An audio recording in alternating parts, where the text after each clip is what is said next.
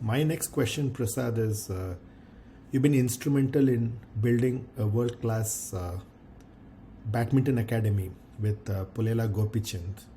So, what was the experience like, and why did you think this was important? And talk to me about working with Pulela Gopichand. You know what I think when I met Gopi, that I remember the very first meeting itself felt, man, I think this man must be must get his due in terms of recognition, visibility. You know, today I think there's no comparable sports icon in the country.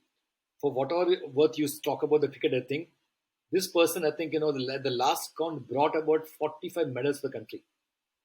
40 medals, including Olympic, World Championship. Do you know that from the 2012 onwards, every World Championship we got medals. Every World Championship we got a medal. They're all his students. So, but he did all this from one academy. So I told Gopi, it's not fair. Your expertise, knowledge should also spread. So, but he wasn't very clear how to go about it because he said it's a headache. Because see, I think one more thing which people don't realize, Gopi, apart from being a coach, he survived 20 years in the system and produces people. So he dealt with, in the last 20 years, he dealt with six different presidents of the Federation president. So he managed, six different presidents have come in the last 20 years' time.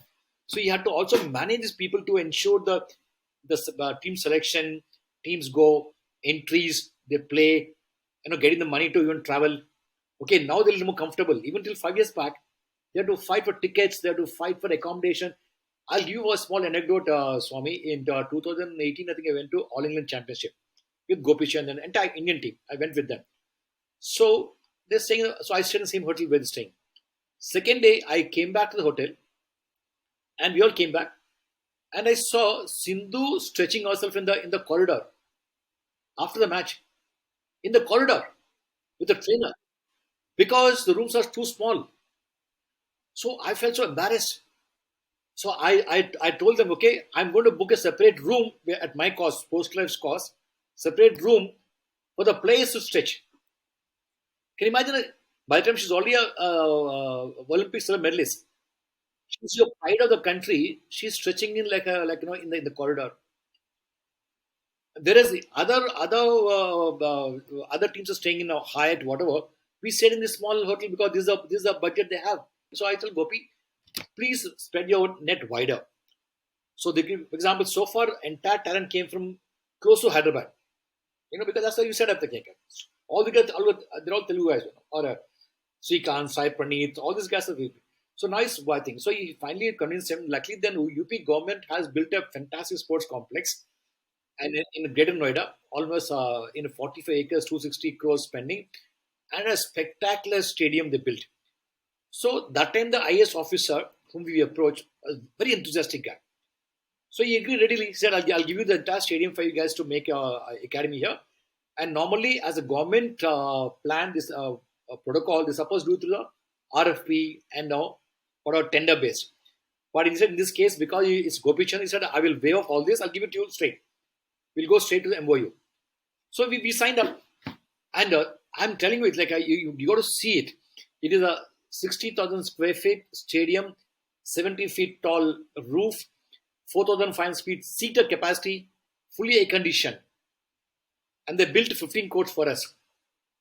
So March 3rd, 2017, we launched our academy, the first academy of Gopi outside Hyderabad. Our logic also was, maybe I think, this, because the bone structure, the body build is different in the north. Maybe you'll find a different champions here. For example, I remember Gopi trying to teach Srikanth, Sai Praneeth, Sindhu to be aggressive on the court. Because from being the south and thing, they're not aggressive by nature. So I told Gopi, on the other hand, in north, you don't have to teach them how to be aggressive on the court. After every point, he'll go look at his opponent and maybe say something in Hindi, which is like BCMC kind of thing. So at least one portion, you don't have to worry about that. Should be aggressive. Apart from their body structure, bone structure, everything. So that's what we launched it. Unfortunately, again, now it's shut because the COVID happened in 2020. We are already losing 1 crore every year on that because it is not a commercial academy. We were choosing players only through trials to produce champions. And numbers fixed. Total number 80 out of 80, 30 were scholarships. So, but we are spending almost 1.6 crores every year on that. So 2021, when this came, these guys want to revise the figures and double the lease. All we had to pay for AC also. It was becoming really unviable for us. We shut down last year. But 3 years, we produced about 14 champions who could become the next champions of the country at the under 11, under 13, under 15, under 17. I remember one incident. I think every 3 months we used to have a trials. So what we used to drop 5 students, take fresh 5 students. So I remember once we announced a trial, one parent came to our office with bags, everything. He tells us very proudly in Hindi, आज मेरे बच्चे का exam था, मैंने उसको बोला exam भूल जाओ, यहाँ चलते हैं. So उसने एग्जाम छोड़ दिया, यहाँ आया.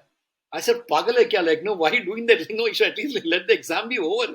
नहीं सर, ये इसको बैडमिंटन खेलना है, इसको बस यही खेलना है. So a guy just came from Meerut or somewhere with a baggage to, he said like, ये तो आज से ही रहेगा. He assumed that he'll get an entry. He said he'll stay here only. Luckily he got through. Then like, no, yeah, but we didn't have hostel that time, so these guys had to take our rooms close by to train.